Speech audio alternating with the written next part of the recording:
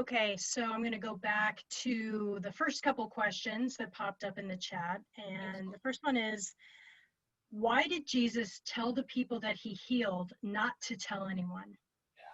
So we talked for a minute last week about the Messianic secret, which is a hard one to solve. Scholars have been trying for a long time. They've got different positions on it. And I told you last week that William Reda, the great German scholar, started the ball rolling by saying he thought that it was Mark's way to feature Jesus saying shush, was Mark's way of showing or explaining to his audience why the Jews weren't coming to their Messiah in mass numbers.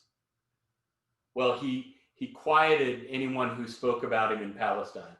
Because as we said last week, Paul tussles for 3 chapters of Romans 9 through 11, with the fact that is just galling to him. He can't understand it, why his Jewish brothers and sisters aren't responding to this gospel. And he ends up saying, in the end, all Israel will be saved because God is faithful to God's promises. But the question remains.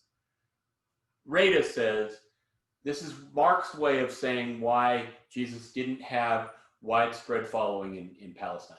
There have been many, many answers since then. One is reverse psychology, right?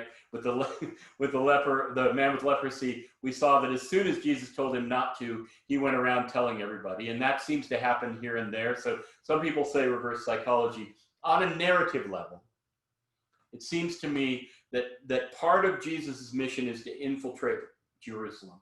If we look at this as sort of a spy story, Jesus is going to make his way under some cover into Jerusalem, and then he's going to come into town with a flurry on Palm Sunday, right? And there are going to be people shouting.